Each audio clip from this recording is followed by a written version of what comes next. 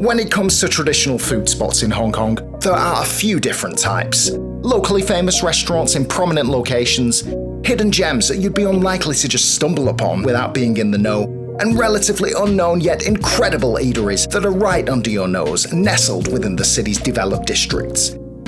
Today we're heading to one such place, Tsai Kee, a noodle place hiding in plain sight in the heart of Causeway Bay.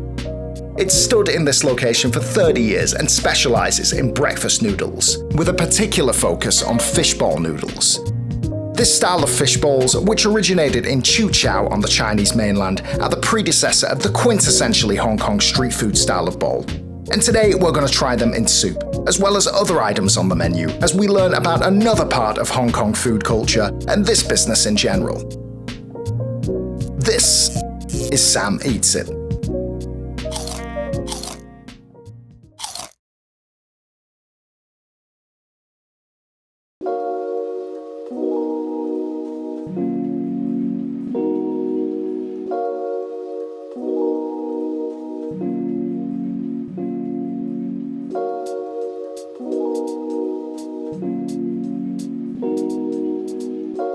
Hey guys, thank you for joining me today on a busy Causeway Bay street outside of Tsai Kee. And I'm ashamed to say it, but I never really noticed this place walking past here countless times during the course of living in Hong Kong.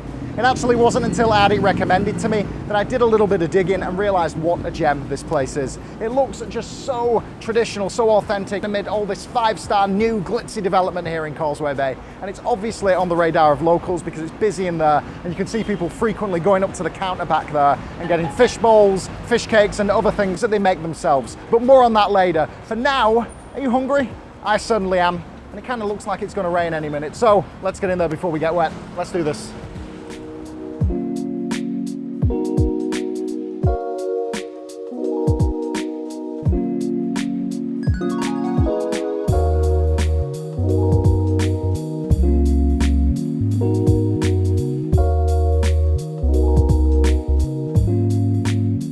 Okay, so we've just got in. It is pretty bustling in here. We've come just at the end of like the lunchtime rush, I feel.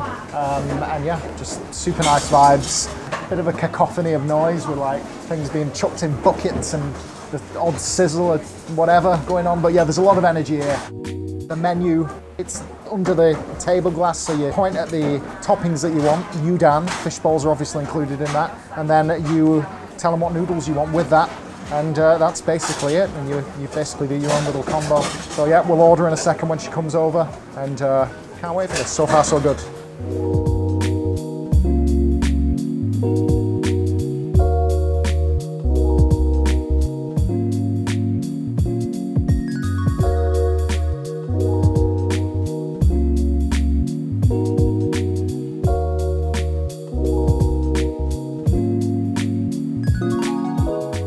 Okay, so while we wait for our food, let me take this chance now to explain a little bit more about the difference between Hong Kong fish balls and Chiu Chow fish balls. Now, Chiu Chow is the birthplace of fish balls. It's where all fish balls originate.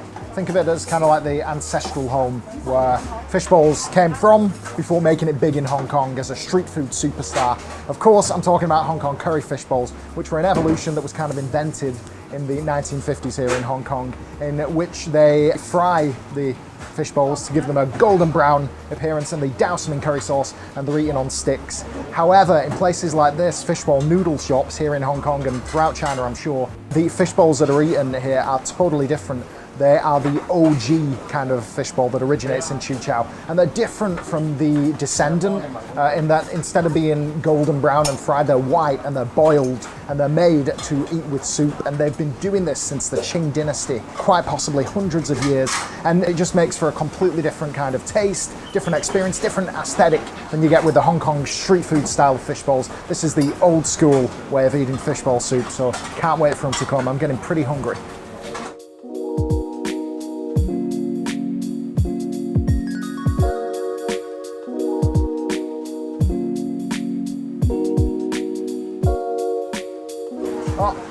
Hung Sai, thank you.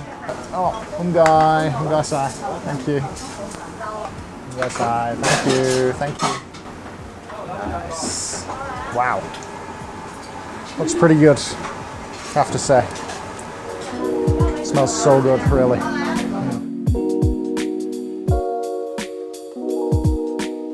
Okay, so all our food has arrived. Oh my God, this looks incredible. If not a little bit over-facing, but I'm sure I can do this. Come on, I can do this. Right, so let me explain what we've got. First of all, we've got the hor fun, which are the flat rice noodles, and we've got them, of course, with the Chiu Chow-style Fishballs. And as a little addition to kind of, mix things up a little bit, we've got that beef brisket in there, so can't wait to see how that hits. Amazing.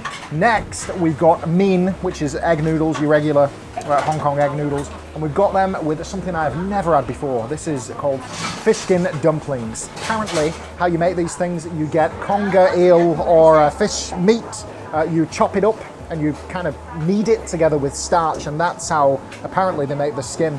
And then you put meatiness or fishiness inside that, so I can't wait to try these. I haven't had these in Hong Kong before, so I think they might be a Chiu Chow specialty as well. And then on top of that, we have our wonderful looking fried fish skin, which I can't wait to take a bite out of that. And then of course, you've got to be healthy.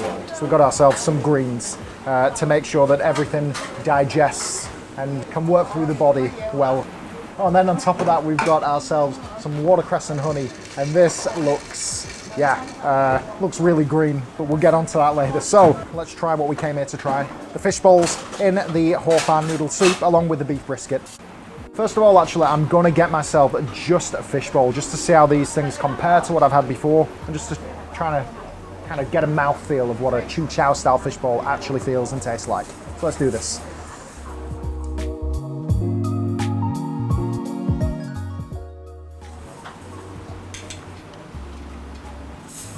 Lovely, really good. It's kind of got a bit of resistance on the outer skin of it, and I feel that's probably the fact that it's boiled. But then when your teeth get into it, kind of there's a squishiness. It's very bouncy, extremely bouncy, and there's that authentic, reassuringly authentic fish flavor, which is always a fantastic sign with fish balls, and it shows that they are authentic, genuine fish. They're really made. They're not just flour or starch that they clump together in a bowl. So it's really good, and they just taste so much different from the Hong Kong style street food fish bowl. Okay, so now let's try some of the noodles and some of the beef brisket as well. Just see what this is all about.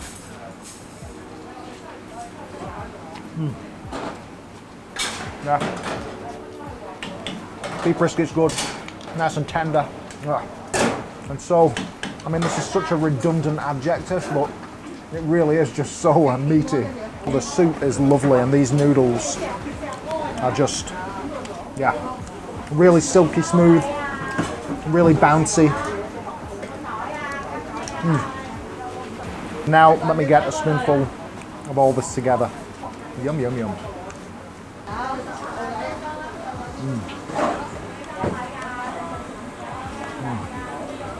Yeah, just so bouncy, so fishy.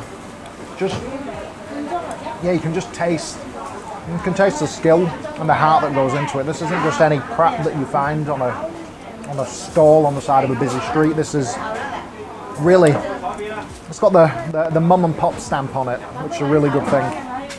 Yeah, the broth, really nice, made meaty obviously by the beef brisket, but you can tell that its natural palate is very soft. It's kind of a very simple flavor, very simple flavor. Nothing that gives you a massive kick, which is why what we're going to do now is add a bit of chili. This is my foodie evolution. I went from not really being able to handle a lot of spice, and within 4 short years being in Hong Kong, I love the stuff. I can't get enough of spice. Yeah, so there you go. I'm going to put loads of chili oil on there. Just a very nice, lavish slavering, and let's see what the interplay is now, how that changes things. Let's do it. Yeah. Burst of flavor, dances off your tongue a little bit more. But yeah, all in all, fantastic. That is some great soup. With some great, authentic ingredients. And my, those fish balls, a little bit special. Now, let's move on to the mein, the egg noodles with the fish skin dumplings that I talked about earlier. Let's try these.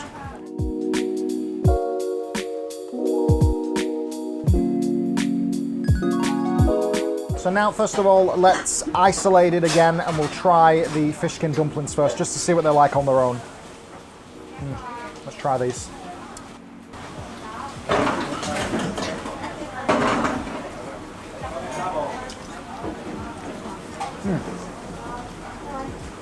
Yeah, really good, really good. The texture of the dumpling is very different. Like a lot of dumplings, like authentic wontons in Hong Kong, they've got like a smooth, noodly texture. And these, the texture is very different actually. Like it's almost fish skin-esque. It's a little bit rough, and it just kind of, yeah, it's just a completely different texture. And then inside it is, yeah, it's just like meatiness, saltiness. I suspect that there's meat in there, maybe a mixture of fish and meat. I'm not quite sure, I can't quite tell. It's such a new taste to me, but it is delicious. It's really salty, and it's really, really Moorish. So I'm gonna have another one of these with some noodles this time.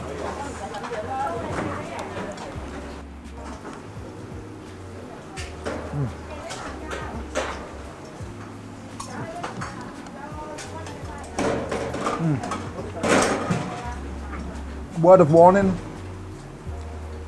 eating at these places, don't wear white. You're gonna get little splashes all over your shirt. It's just inevitable. Like, unless you come in with like a huge apron or a big bib, it's gonna happen. So just a word of warning. But back to the food. These noodles are awesome. Like super bouncy. Egg noodles are 10 a penny in Hong Kong, but they're good, medium, and poor egg noodles, and these are definitely very, very good quality. There's bounce in them, a lot of spring. The broth, really, really nice. It honestly tastes like wonton soup. I think the egg noodles influence it. I think they make it saltier by nature more than the flat hor fun, the rice noodles, which keep it like really light and delicate. This is a bit more of a, yeah, a bit more of a bang. But yeah, really nice, just lovely flavors. Salty, not so salty. And yeah, just good eating, love it, can't complain. So one thing to mention that I kind of alluded to outside before we came in here is that a lot of the things that they make here, a lot of the wonton dumplings, the fish balls, it's made by these guys, made by the business. Now, you might be thinking, where the heck do they make it in a place as small as this? And that is, it's a valid point, because they don't actually make them on site here. They make all these things in a warehouse in Taiwan, which is on the eastern tip of Hong Kong Island. Now, why do they make them all the way over there? Good question. Space, rent, Causeway Bay, far too expensive to get yourself a warehouse to make all your fish balls and all your delicious treats here.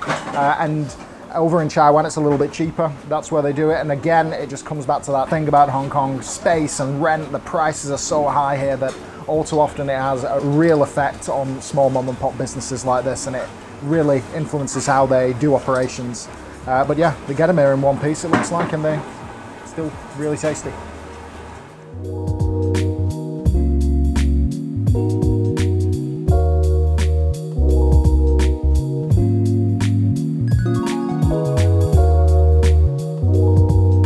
Okay, so now we're moving into the latter parts of the meal. We've demolished the noodles. Oh my gosh, nearly dropped that. We've demolished the noodles. Now it's time for the fish skin. And fish skin, they always remind me of like when I was growing up eating Chinese food, or the, you know, British Chinese food. I always loved prawn crackers. They just add a crunchy dimension to the meal, right? That's why people love them. Slight flavor, bit of crunch, lovely. Fish skin do exactly the same thing. They're meant to be super crunchy, a little bit salty and nice and flavorful without taking away from the main components of the meal. So I've shown you these, they look absolutely fantastic. Let's see how they compare to some of the other fish skin that I've had around the city. Let's see.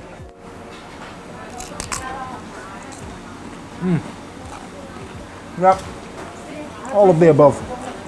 Crunchy as anything, a little bit salty, and yeah, just that nice, subtle fish skin flavour. Love it. Good. Gonna have more. And maybe one more.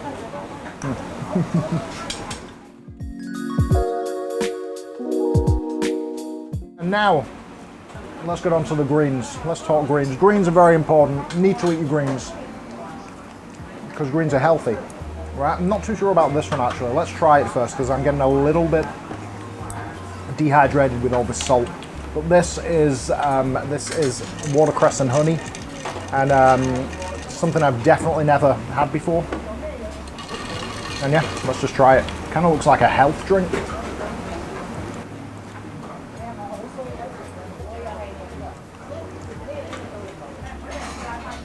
Whoa. The tang is real. That's pretty tangy. But yeah, actually really nice, super refreshing. It doesn't taste like watercress. Does watercress taste of anything? I don't think it does.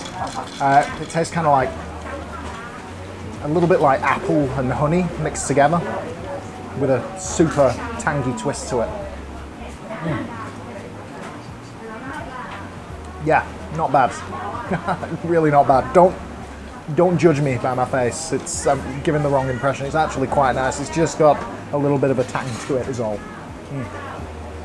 Yeah, sour but nice.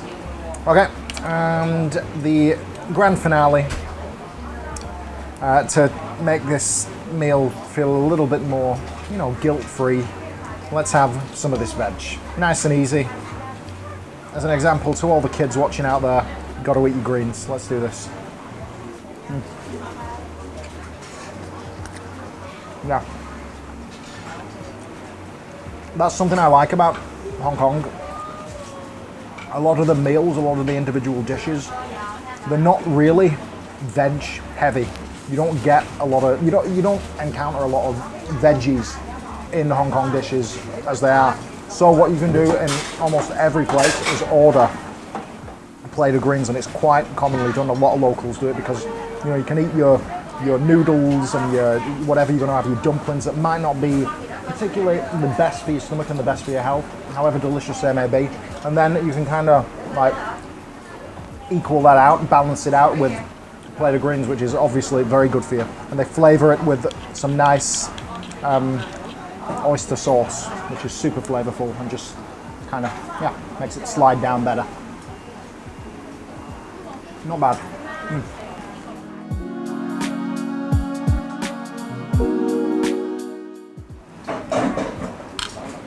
So that's the end of the meal.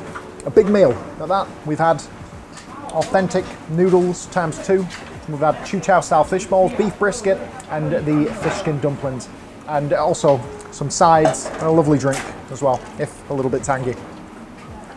But it's all genuinely been amazing food. It's really nice. You can feel the personal touch that's in it. You can feel that a lot of this stuff is made with heart and skill.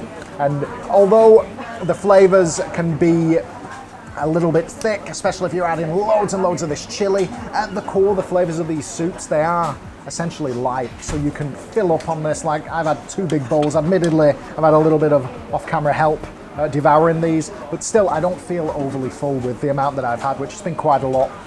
So it's great that, because it doesn't make you feel completely like you can't get out of your chair. You know, I feel like I could still move around. I can walk home, which is always a good thing. And on top of that as well, the price. We've spent $125 here today, which I challenge you to get a meal of this size for anywhere near that price at any of the bigger chain restaurants in Central, especially the Western style ones. So it's just great to be able to come into a neighborhood space that you wouldn't even notice from outside unless you keep your eyes peeled, and find an absolute gem, full of culture, full of heart, full of soul, full of skill. And yeah, it's just great to be able to come into a hole in the wall like this and just rub shoulders with locals in a place that is kind of off the radar of a lot of tourists and a lot of Westerners living in the city. The fish balls were a highlight, and in true local style, before we leave, we're going to buy some fish balls to take home and make some soup of our own, enjoy at home. But as always, thank you so much, guys, for watching. It means a lot. And until the next time,